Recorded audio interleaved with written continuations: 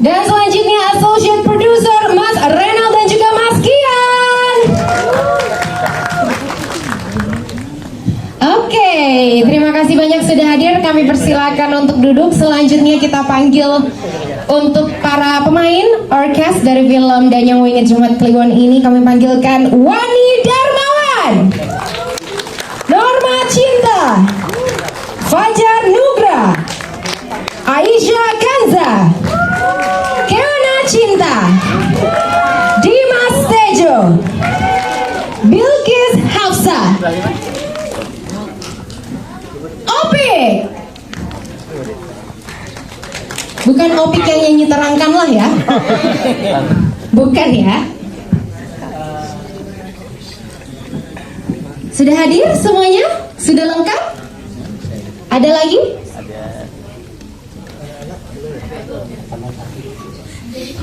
Oke. Datang semuanya, boleh kita berikan tepuk tangan?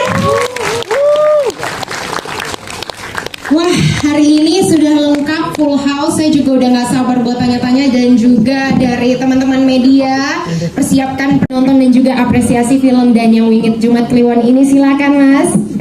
Assalamualaikum warahmatullahi wabarakatuh. Teman-teman semuanya, gimana nontonnya? Oke. Beneran oke ya? Oke, sadis Pak. Sadis, suka banget tuh yang tadi katanya ada yang bagian sesetnya kalau kata si ibu teh yang di atas ya, bagian yang menyayat-nyayatnya itu katanya sangat-sangat berkesan nih Mas Agus. Nah Mas Agus, mungkin pertanyaan pertama untuk Mas Agus, kenapa nih bisa tertarik untuk memproduksi film dengan tema yang seberani ini dan juga sekompleks ini? Oke teman-teman semuanya, saya jawab ya. Terima kasih kakak pertanyaannya. Alhamdulillah. Kalau untuk film, memang risetnya sangat panjang. Ini sekitar 1 tahun saya untuk riset film ini. Dan di sekeliling tetangga-tetangga saya itu memang ada dalang, ada wiyogo, ada sinden, seperti itu. Dan teman-teman saya kebanyakan dari kampus ISI. Seperti itu kakak. Jadi kenapa bisa tertarik dan yakin? Karena di selingkungannya, tetangga-tetangganya semuanya dari dalang, ya, gitu? Sebenarnya enggak, itu juga berpengaruh. Tapi saya sukanya di sini di dalam wayang ini. Wayang kan ya unik ya, bentuknya unik. Ada yang serem, ada yang lucu. Tapi kenapa sih dibuat mistis, gitu kan? Nah, mungkin ketika pewayangan itu di malam hari sampai subuh. Seperti itu, dan ada gamelan-gamelan yang ditabuh, itu mungkin yang membuat mistisnya. Satu, tapi dari cerita ini memang saya itu risetnya dari beberapa tempat, ada di lerong Gunung Merbabu juga. Seperti itu, jadi memang saya datang ke sana, saya riset, saya tanya juru kuncinya, tanya dalangnya. Dan di situ sangatlah menarik dibuat film. Seperti itu kakak. Tapi ngomong-ngomong kan ini tadi ada menyebutkan kalau riset mendalam, mungkin tanya langsung sama narasumbernya, juru kuncinya, atau ahli supranaturalnya lah. Film ini juga kan sempat jadi sorotan karena ada wayang kulit yang terbuat dari kulit manusia. Nah, apakah mungkin dari sedalam pencariannya Mas Agus dan juga riset, apakah benar menemukan kulit wayang dari kulit manusia itu sendiri? Oke, benar dan tidaknya itu belum terbukti ya, karena memang kita risetnya bersama Mas Aripat waktu itu dan timnya dari tim Kansal Film dan timnya Mas Aripat selaku produser juga, beliaunya yang paling ganteng nih. Oh, yeah. Saya kira saya yang paling ganteng di sini. Saya dari tadi udah gini. Kenapa diam? Nunggu dipanggil ya. Kalau sudah dipanggil gini biasanya ada sesuatu nih. 1 juta ya transfer. Ya terkait hal-hal riset ya. Riset hal-hal horor gitu. Yang paling tahu yang pasti yang paling horor di sini ya. Siapa tuh? Bagian ini. Malah dilempar yang paling mungkin boleh jelasin. Horornya dari mana? Horornya dari mana? Karena kebetulan Dari isi rekening sih sebenarnya. Bisa aja nih bagian. Aduh, jadi mungkin bantu jelasin. Jadi salam kenal semuanya teman-teman rekan-rekan media. Iya. Salam kenal. Salam kenal. Jadi Aripat, ada Renal juga sebagai associate producer dan saya Gian. Kita melakukan riset langsung ke lereng Gunung Merbabu. Jadi di sana cerita inilah berawal dari sana di Desa Kendakan tepatnya. Dalang pertama bernama Ki Hajar Doko yang menemukan wayang ini dan akhirnya itu menjadi sebuah tradisi yang diturunkan dari setiap dalang, dan dalang ini dipilih pada saat dalang yang sebelumnya meninggal dan akhirnya dapat wangsit dan Kayak titisan gitu Mas ya? betul kayak titisan. Dan apakah kita melihat wayang kulitnya? Betul, kita diperlihatkan. Sebenarnya nggak semua orang bisa melihat. Kebetulan kita membawa salah satu Wayang kulitnya? wayang kulitnya. Dan prosesnya juga nggak langsung. Nggak bisa direkam segala macam. Jadi kita kebetulan bersama teman-teman konten kreator juga, di situ ada Supernatural juga, ada Ki Geni namanya.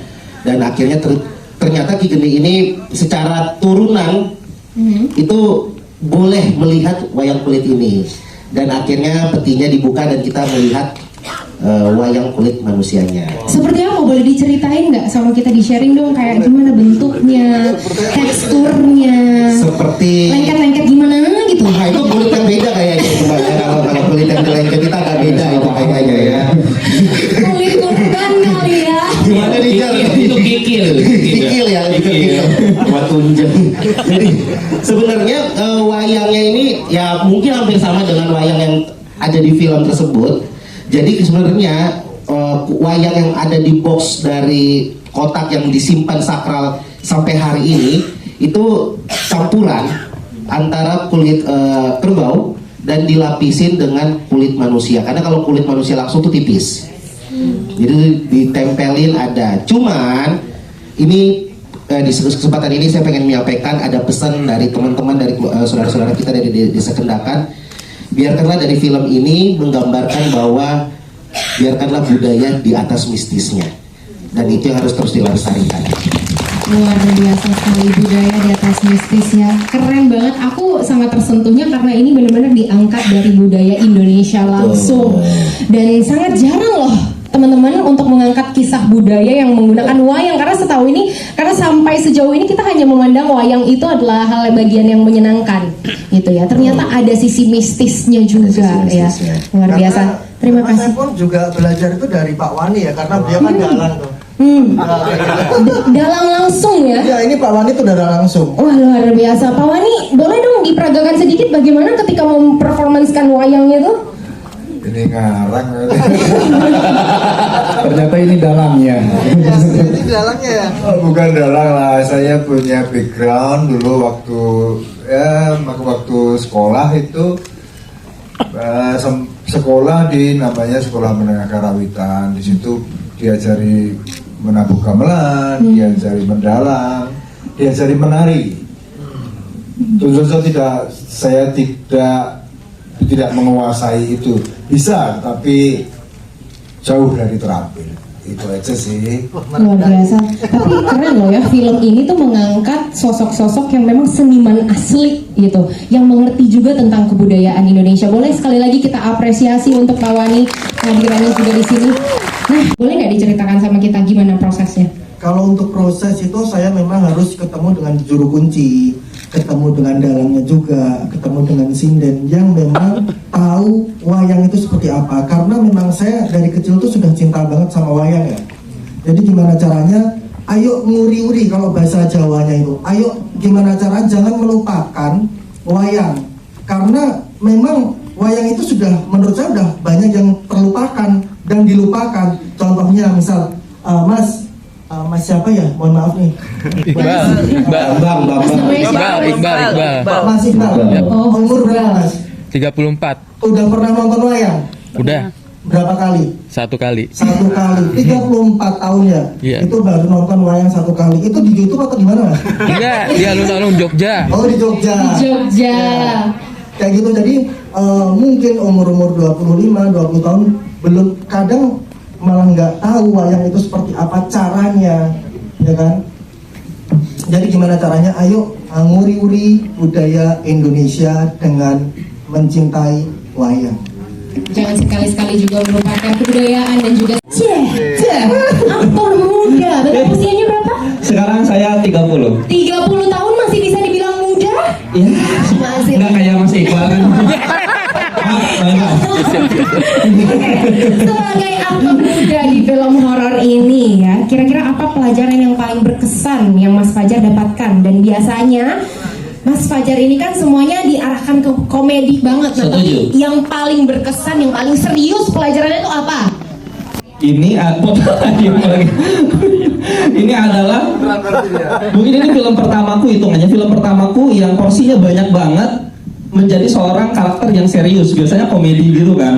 Aku juga bingung kenapa nih Mas Agus memilih diriku gitu. Nggak ada lucunya sama sekali. Tapi pernah sih ada satu scene yang dimana Mas Agus tuh boleh mengizinkan untuk melucui gitu kan. Dan di situ juga Kok saya bisa sih? Kenapa dikasih sih? Atau udah serius aja? atau Mas Agus kasihan kayaknya. Kalau untuk pelajaran sih jujur ya, ini benar-benar yang budaya yang jauh. Benar kata Mas Agus, kayaknya untuk wayang saya aja mohon maaf ini sebelumnya belum pernah saya nonton wayang satu kali pun. Mungkin belum 34 tahun saya. Mungkin 4 tahun kemudian saya akan nonton Nonton ya, seperti dan di Mas Jogja. Iqbal. Betul. Nah itu tuh budaya yang ada di dalam skrip aja sudah sangat kental gitu. Maksudnya saya meriset sesuatu juga benar-benar yang kayak oh ini nggak bisa dimain-mainin nih. Benar-benar harus yang kayak pakemnya itu Benar. tuh yang aku merasa bahwa sebagai komedian apalagi harus menjauhkan diriku yang sebenarnya Emang untuk dirimu dalam yang sebenarnya kocak parah gitu ya. Oh, gila, woy. Gimana sih kocaknya? Ya, tak dulu, kenapa tiba-tiba dipancing nih?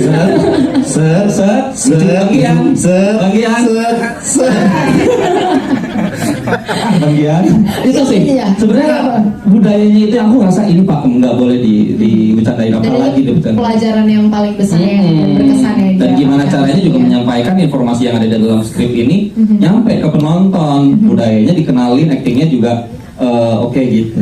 Kalau adegan yang paling menantang apa? Potong ayam? Bukan, Enggak. bukan. Pasar Apa? tangan Apa? putra. Itu Apa? pasar tangan putra itu. Dia terjun katanya. Luluran.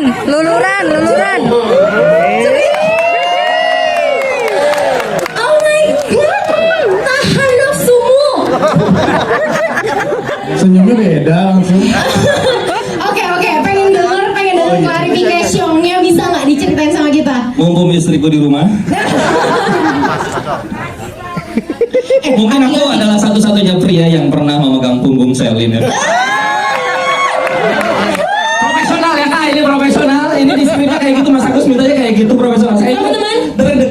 janji jangan dipotong ya. Yang ini jangan Saya kira dipotong. jangan diposting. Iya, bukan yang ini jangan dipotong. Kalau cuma yang bagian itu habis karirmu. Di highlight. Bagian apa? Yang Kayak paling itu lah. challenging itu. Sebenarnya di air terjun, bener-bener deg-degannya tuh kerasa. Karena memang di dalam skrip sebenarnya adalah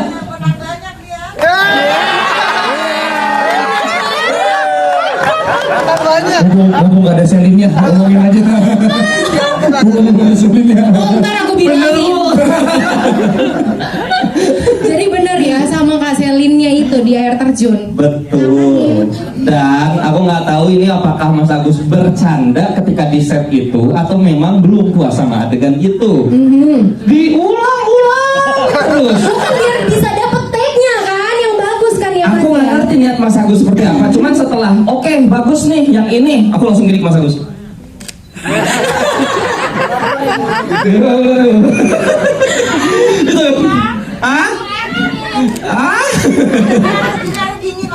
iya betul Bu, ya Allah teman-teman media ini bercanda ya itu saya Itu satu hari itu cuma 3 scene ya di situ. Di air terjunnya? Iya.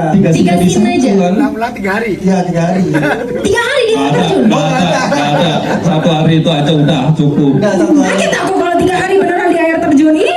Harusnya kamu masuk angin. Tapi beruntungnya Selin Evangelista sangat-sangat profesional. Profesional, ya. Jadi dia ngasih ruang kepada diriku yang canggung kepada dia. Maksudnya gimana ngasih ruang? Ini apa? Ciprol, apa ya jawabnya kalau kayak gitu dipancingnya. Pokoknya jadi kayak kita tuh ngehilangin rasa canggungnya gitu. Selin luar biasa. Luar biasa sekali. Boleh kita berikan tepuk tangan sekali lagi untuk Mas Fajar. Ya, terima kasih. Salam kenal, saya Dimas Tejo. Sangat sangat-sangat baru di dunia perfilman, tapi yang paling utama saya mengucapkan terima kasih atas bimbingan dari produser dan orang-orang hebat di belakang kita. Jadi semuanya tepuk tangan dong buat beliau semuanya. Dan juga terpenting dengan film yang segera akan meramaikan Belantika Perfilman Indonesia ini, kita sangat salut dan terima kasih juga apresiasi luar biasa untuk teman-teman media yang benar-benar ikut mensupport dan yang berkeluhan buat semuanya teman-teman. Thank you. Ini bukan apa-apa tanpa ada sampean-sampean semuanya teman-teman. Jadi kita minta kerjasamanya, kita bekerja sama bagaimana teman-teman usahanya yang luar biasa dari mulai riset sampai prosesnya hingga tercipta adanya film yang akan tayang dan menggemparkan Indonesia ini. Kita minta support dari Anda semuanya. Ayo kita kerja bareng, kita sama-sama menunjukkan bahwa lewat media film ini budaya tetap terangkat, tidak meninggalkan budayanya, tapi hiburannya ada untuk Belantika musik film Indonesia naik lagi, bangkit lagi lewat Danyawi. Tepuk tangan buat semuanya. Nah, di sini saya berperan sebagai Setiaji, di mana saya menjadi orang tuanya Bara. Dan waktu itu, loh udah mati kan? Ini horor ini. Ini nggak di setting ini. Gak di setting ini beneran. Kecabut kabelnya. Ya, jadi saya berperan sebagai Setiaji, menjadi orang tuanya Bara atau bapaknya Bara. Di sini memang saya waktu itu mendapatkan tawaran dari Pak Produser. Saya sempat membaca, oh ini ada mengangkat sisi budaya Jawa, langsung aku okein aja. Karena kebetulan basic saya selama ini adalah bekerja di musik Jawa, kerawitan, terus campur sari, dan juga saya sering juga ikut kiprah di perwayangan atau di Pak Dalang sebagai bintang tamu untuk meramaikan acara itu. Jadi tadi itu ada kata-kata wayang, sinden. Wah, ini aku harus ikut, jangan sampai gak ikut gitu. Makasih produsernya. Dengan seperti itu aku bisa totalitas gitu. Berpikir saya ya, ternyata aku mikirnya apa? Ini nanti dikasih peran Wiyogo. Wiyogo tuh pemain musiknya gamelan Jawa itu, atau mungkin Gerong. Gerong itu bisa dibilang sinden cowoknya. Kalau sinden ceweknya yang pakai sanggul, lah kalau gerongnya pakai belangkon, pakai baju Jawa. Aku pikirnya gitu, ternyata tidak. Aku menjadi bapaknya Bara. Dan bapaknya Bara aku pikir ya udah menjadi orang tua aja pikirku. Ternyata harus ada adegan-adegan yang itu di luar nalar saya. Tapi luar biasa, beliau-beliau membimbing saya untuk menjadi seperti yang diharapkan Pak Produser. Dan insya Allah ini semua bisa menghibur kalian semuanya. Dan tadi ada pertanyaan, seandainya kita semua berada benar-benar masih di alam itu, mungkin kita akan benar-benar mengacungkan 20 jempol untuk Jawa. Karena Jawa itu punya budaya yang memang kastanya tinggi, dan semua budaya Jawa itu tidak lepas dari hal-hal yang mistis. Aku nggak tahu ya, kita tidak pernah mengait-ngaitkan, jadi jangan salah. Tidak pernah mengait-ngaitkan pementasan wayang kok dikaitkan dengan mistis. Kita tidak begitu. Tapi karena setiap wayang dipentaskan itu harus ada kalimat-kalimat atau mantra-mantra Jawa. Dan mantra-mantra Jawa itu dari mulai orang tua kita sampai generasi muda sekarang tidak ada bisa yang mengartikan itu artinya apa.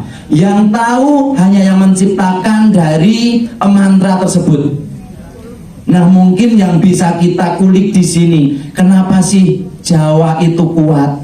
Ya karena wong Jawa itu seneng prihatin. Prihatin itu adalah apa ya? Bisa dibilang prihatin tuh puasa sering, terus sering mengalami hal-hal yang kadang aneh, tapi ya itulah mungkin wujud kedekatan dari Sang Khalik dengan orang Jawa yang selalu prihatin tadi. Bahkan orang Jawa pernah ada yang bilang puasa Senin Kemis 40 hari 40 malam di dimasukkan dalam liang kubur, tidak makan, tidak ada sinar, tidak ada penerang, tapi kuat. Itulah hebatnya orang-orang dulu. Dan dong, Kak. Kenapa? Horor dong. Ya mungkin bisa tinggal kita, seni itu luas, wujud sisi pandangnya dari mana. Kalau kita mengatakan itu horor, memang horor. Tapi kalau kita dari sisi seninya, oh ternyata ada hal yang indah di balik itu. Nah, kalau dari tadi kan bertanya-tanya ya, mungkin nyari Citra di mana? Iya. ternyata Citra nggak jadi hand body ya. Oh enggak ya, bukan ya. Hati-hati ya kamu Mas Fajar ya. Beda ya. Tepuk tangan buat Kak Selin. Halo. Selamat datang Kak Selin. Kamu tadi dilumpiin sama Fajar. Katanya kamu naksir Fajar. Kalau dibilang susah atau enggak, setiap peran itu kan pasti punya tantangannya sendiri ya untuk para pemainnya. Pastinya harus mendalami, harus mengerti karakternya, harus memaknai arti dari cerita itu sendiri, dan hingga cerita yang dapat kita tampilkan itu nanti sampai ke penontonnya dengan tepat atau sesuai dengan apa yang kita inginkan. Kalau untuk menjadi sinden sendiri, sinden itu pada dasarnya sudah sulit. Mereka dididik dari kecil, dilatih dari kecil dengan pelatihan yang khusus, dibentuk dengan cara yang khusus. Kalau dilatih hanya beberapa bulan seperti yang kita jalani ini, mungkin ya pastinya tidak sesempurna sinden-sinden yang pada profesional. Cuman insya Allah ini dapat diterima dengan baik. Ada nggak ngerasa perasaan yang lebih berbeda dari film-film yang sebelumnya mungkin Kak Selin mainkan dengan yang sekarang nih? Pasti setiap karya itu punya ceritanya sendiri-sendiri. Setiap karya punya ceritanya sendiri-sendiri. Jadi menurut aku beda, pasti ada perbedaan. Gak mungkin kita tuh syuting setiap judul sama, semua kan gak mungkin. Semuanya kan punya cerita masing-masing, punya keluarga baru lagi masing-masing, kenal lagi, bisa menjalin silaturahmi lagi insya Allah. Luar biasa sekali. Kalau misalnya ada Bahwa jangan terlalu gampang percaya dengan orang yang paling kita cintai dan sayangi, karena kadang orang yang paling nyakitin tuh orang yang paling kita cintain, gak sih? Contohnya kananmu itu. aduh. Iya. Kenapa Fajar diam dari tadi ya? Nanti ini gue yang itu. Apa sih Fajar? Tadi lumpi. Aduh, pesannya mendalam sekali. Fajar, tadi kan kamu ngomong terus tuh. Ini ada Kak Selin sekarang. Ya kan bukan. Jadi Mas Fajar, apa yang mau disampaikan langsung sama Kak Selin nih? Nggak ada. Kasih waktu dan tempat. Nggak ada, nggak usah, nggak ada. Apa sih Fajar, ada masalah? Enggak tadi. Tadi ada pertanyaan, scene apa sih yang berkesan di film ini? Aku bilang scene yang di motor.